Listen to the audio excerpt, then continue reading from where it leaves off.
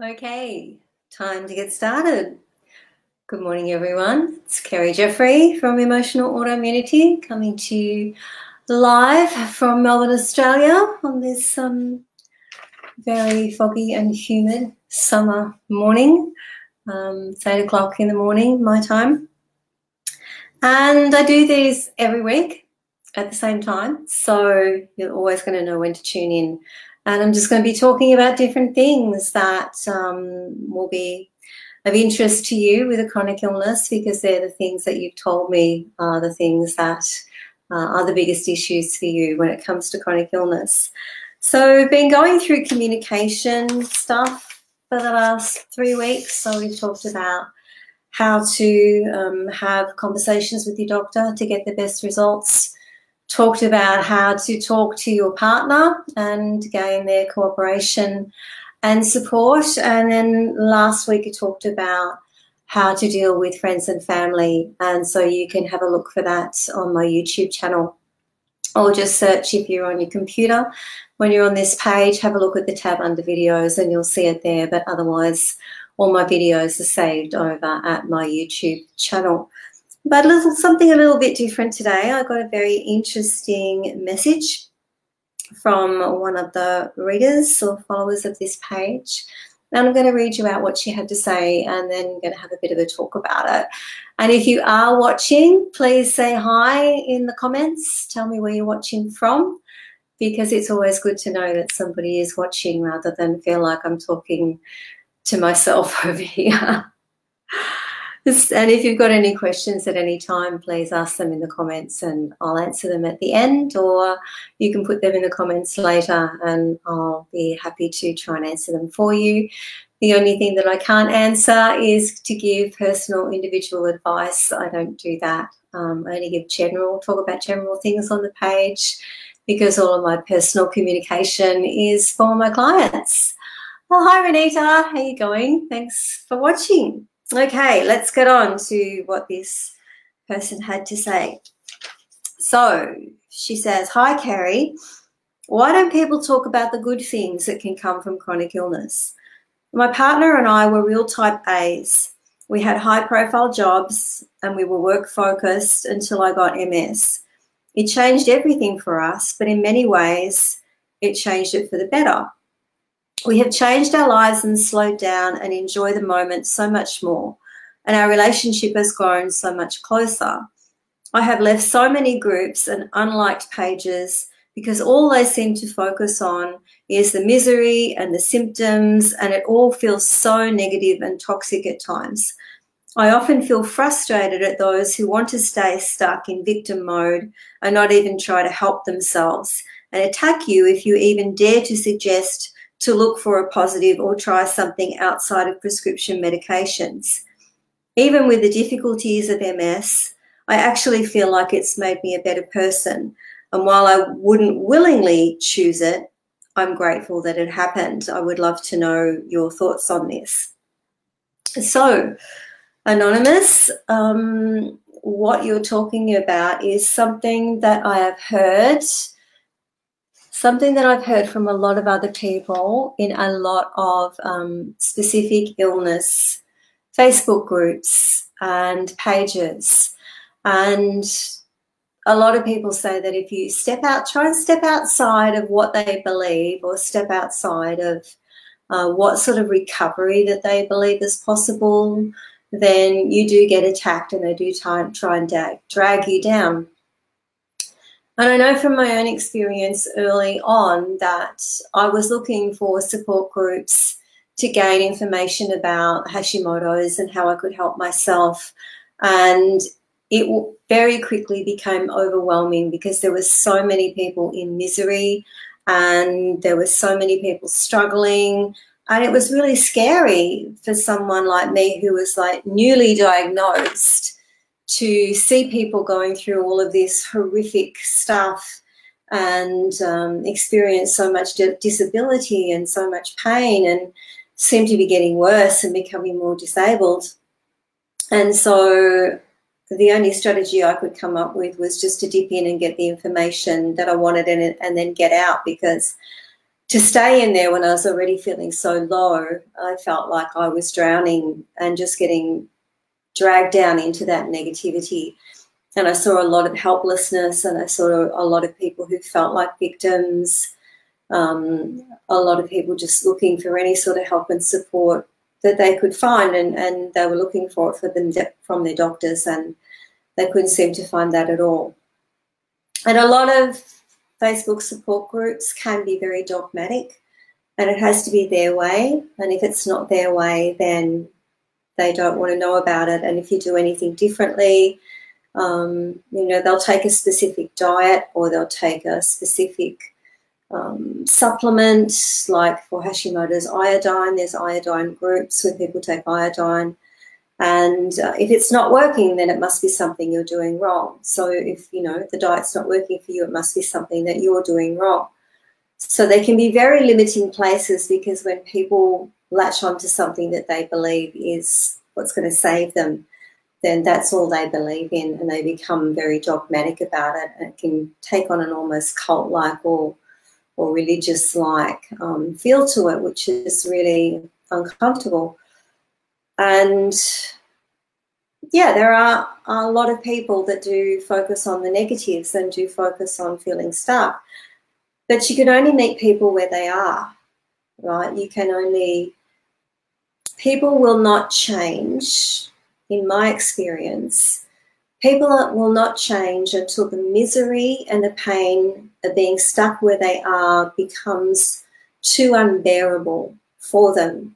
And that's when they're ready to change, because they're in so much pain that they're actually ready to look for an alternative, or they're actually ready to get help. And that's generally where most people come to me, right? That's generally what drives people to book that discovery session, that they're in so much pain that the pain of continuing to do what they're doing has become unbearable, and they're actually ready to try something else. Now, I wish people would reach out a lot earlier, because it would save them a lot of unnecessary suffering. But that's what happens. That's the process of change.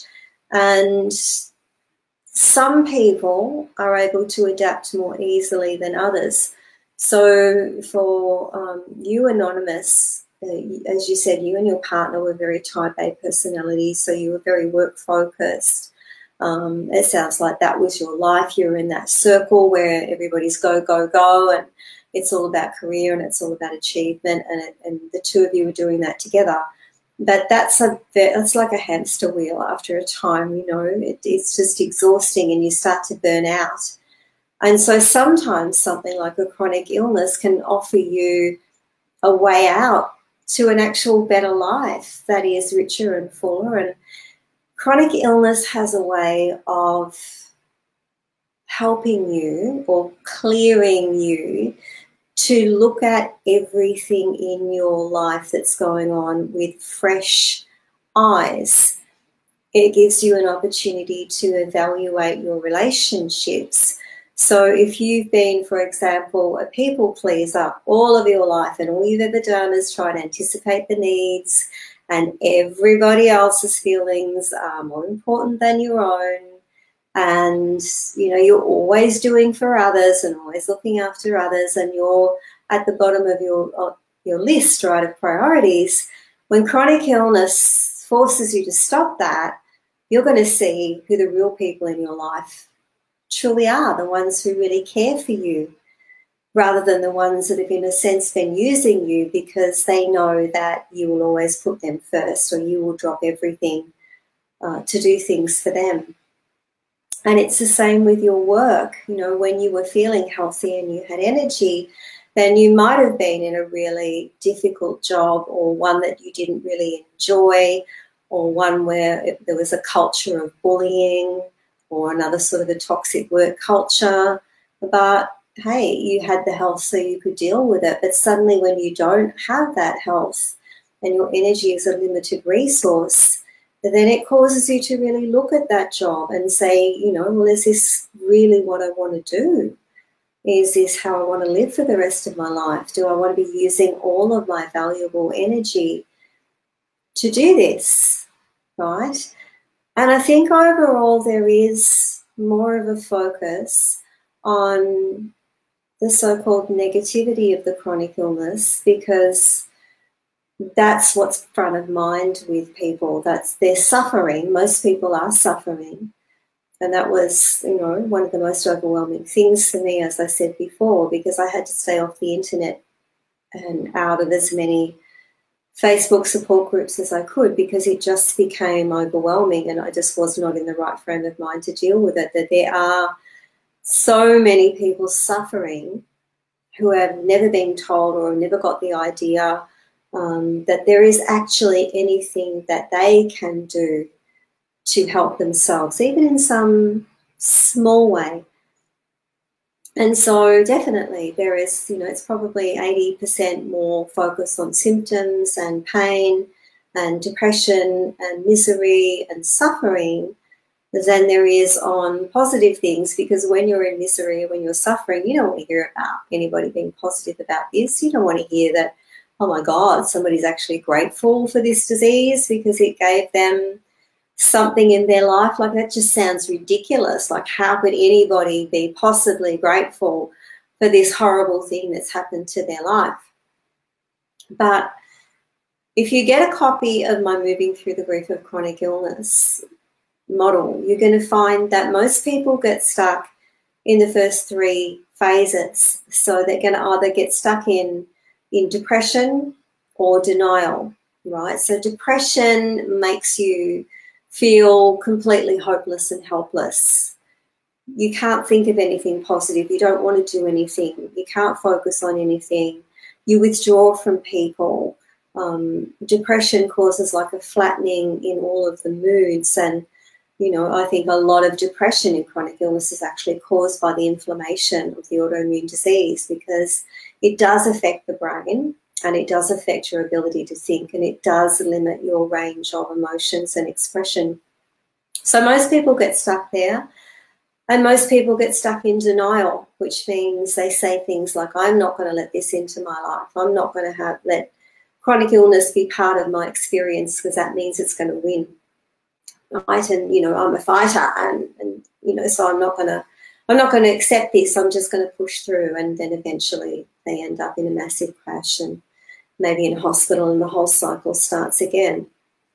And the tipping point that you reached, Anonymous, is that you reach that point where you understand that this is just something that's happened to you, that it's not your fault, that it's a cosmic car accident. And the only way through is to accept it and make peace with it and coexist with it and find a way to do that. And then when you find a way to do that, you progress through the model to, you know, acceptance and to experimentation, and then to appreciation and gratitude, and that ongoing experience where you realize that there were gifts in this experience, and that, like any event in life, good things can come out of it. It all depends on how you're going to look at it. You can learn things, you can grow from this. You can become better or you can become bitter. It really is a choice, but you can only meet people where they are, right? And I know it's frustrating when people don't seem to want to help themselves, and it looks like people want to stay stuck in victim mode, and they don't want to hear anything different, and they don't want to do anything different, but that's where they are. And that's their choice. And so you just got to leave them to that choice. It's no good arguing with them. It's no good trying to blame them. It's no good trying to bring them around. Like, what I try and do on this page is I try and find a way to acknowledge that there is pain and there is suffering and there is misery. And I try and find a way to normalize the emotional experiences of chronic illness, because they are very real and they are something that in general most people with chronic illness go through. We have a lot of similarities, and you've got to be able to understand and have your emotions validated before you can move through them, So try and find a balance between acknowledging the suffering and acknowledging the challenge, and also trying to offer something to help lift people up a little bit, or give them some tools, which is why I'm doing this, right? Give them some tools that they can try to find a way to move through it, and know that there is something on the other side, and that this is part of the process, and that the only way to get any sense of power back is that you've got to accept it, which doesn't mean giving up. It just means it's factual, right? This happened. I've got it. What am I going to do about it? It's that factual, right? This has happened. This is part of my life. I can't wish it away. I can't pray it away. I can't do anything else that's going to take it away.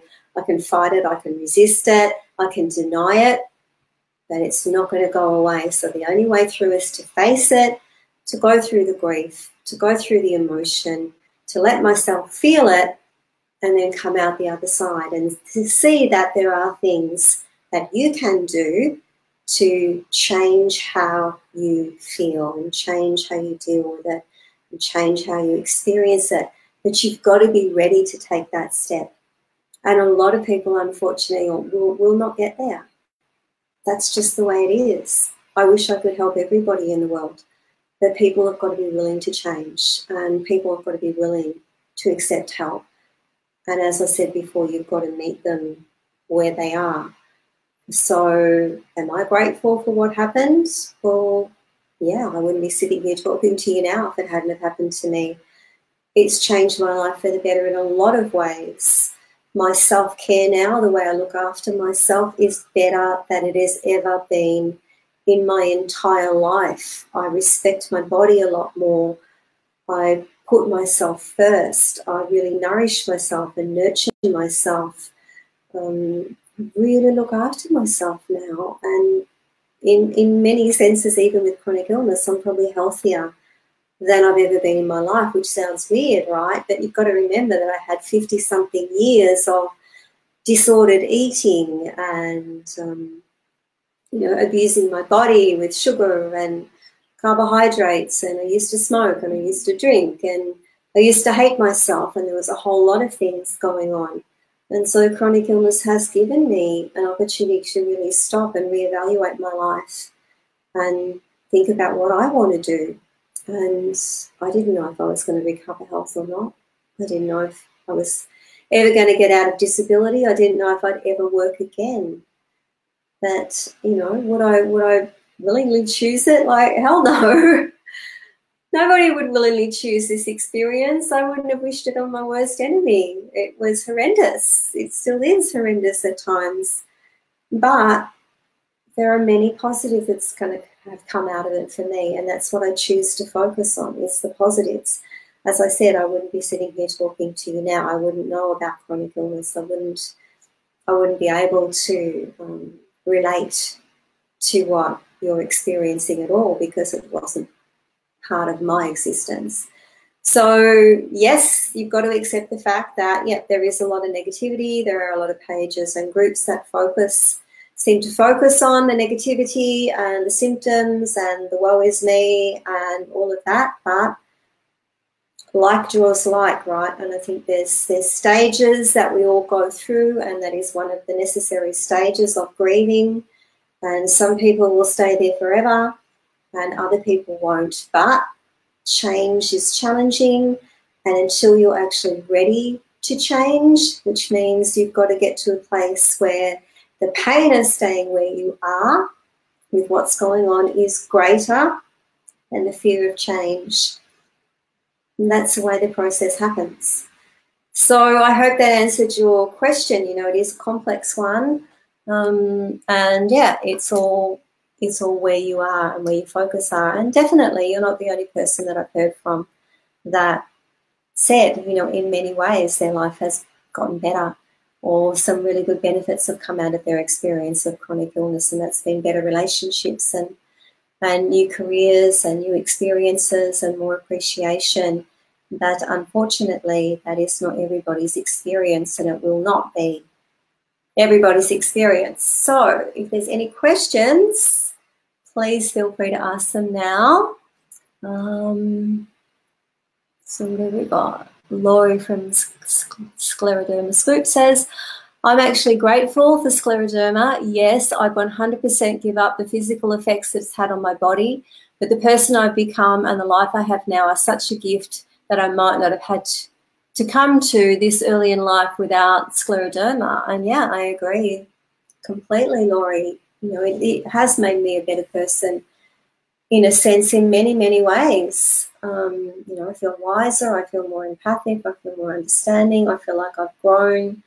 I didn't know how strong I was until I got chronic illness. You know, I amazed myself in many ways in what I've gone through and what I've experienced that I didn't think that I would be able to. I mean, becoming chronically ill was the biggest challenge of my life, and especially to lose my capacity to think when I was cognitively disabled and I was aware that my brain wasn't working. And that was terrifying, because to be an independent, strong, determined woman who's always been able to think her way out of things, and then suddenly I can't think and I can't reason and I can barely speak and I'm disabled, yeah, that was terrifying. And to make the changes that I've made, you know, I had somebody the other day say to me, oh, you know, you're really lucky to, you know, to be as good as you are. And I got really angry, like, excuse me, luck had nothing to do with this. Like, I have fought every inch for this. I have fought for the last 6 years, every single day. I've changed everything about my life. I've made sacrifices that you got no idea about what I've done and what I've tried and what I've experimented and what I've done. If this was not luck, this was hard work. Like, this was dedication. This was determination. Don't tell me this was luck. Luck is something random, right? Luck is random. Like, getting the illness was random, but recovery is not random. It's not spontaneous. It's not like I didn't change anything and I just went along and suddenly miraculously got better. It's been a long, slow, hard fight. And, you know, with lots of changes and lots of steps back and lots of times when I thought, you know, nothing's working and nothing's going to happen and I'm never going to get better and this is going to be the rest of my life. I'm going to be disabled for the rest of my life. And no, was not luck. It is not luck. I've changed everything. And I'm glad I've made those changes and it's really paid off, and that experiment keeps on going. I'm not cured. A lot of people, you know, look at me now and think, oh, you must be cured. You don't have, you know, your autoimmune diseases anymore. No, I'm not cured. I still have it. I still have to manage daily. I still go through phases exactly like you do. Like, I've walked around the first half hour of this morning feeling nauseous and like I'm going to pass out. And, you know, then that'll pass and I'm like I am now. I'm okay and I'm functioning again. But that can happen during the day. It can happen anytime. I can be at the supermarket and all of a sudden I'm like, oh my God, I'm greying out, so I'm going to pass out. And I've got to talk my way through it and I've got to sit down on the floor if I need to. I still have 3 active autoimmune conditions. I'm not cured. My functionality is a result of all the changes that I've made, and they're not just what I eat. You know, it's how I think and it's how I rest and it's how I sleep. And there's not one area of my life that I haven't changed. And the products I use on my skin, the products in my house, the things that I watch on social media and the things I consume. I don't watch the news. I haven't for about 10 years now. I don't read women's magazines because they're all depressing and telling us about, you know, that we're not good enough. I'm very, very careful what I let into my life. And a lot of the stuff that I do is a result of the skills that I already had as a therapist. So there are certain mind shift tools that I use that allow me to have the attitude to make the changes that I want to change. And I understand the process of change. And I know how to go through the process of change and avoid the self-sabotage and all of that sort of stuff. So, yeah, I hope that's answered your question, Anonymous. like anything else in life, like chronic illness is to a certain extent what you make of it, what you choose to get from it.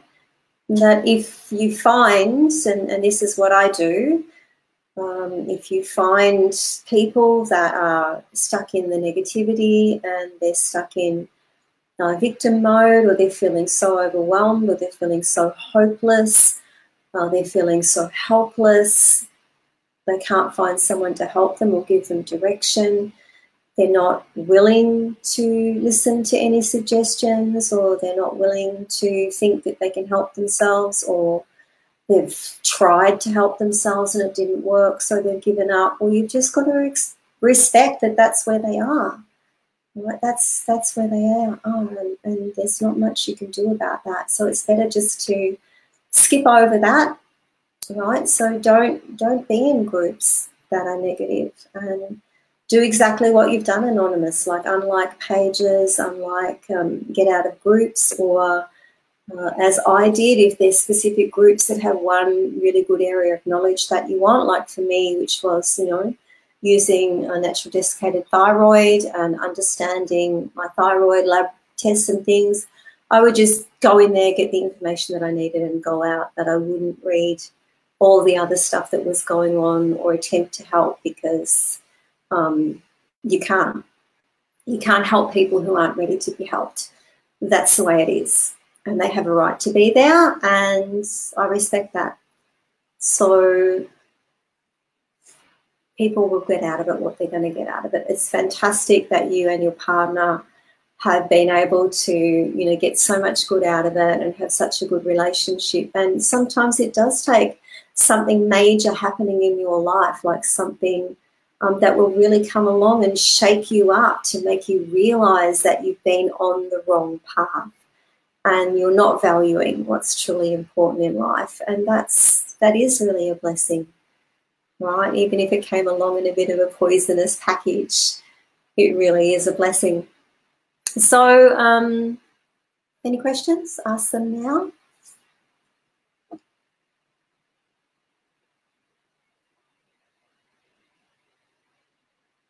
Okay. So thanks to those of you who are watching. If anybody's got any comments or anything, you can comment on the replay. There will be a replay of this available on the page, and I will be downloading it later and popping it onto my YouTube channel. So thanks, guys. I'll be back next Friday for me at the same time, whatever time it is for you that this started. I'll be back then. So have a great day, and I'll see you next week. Bye.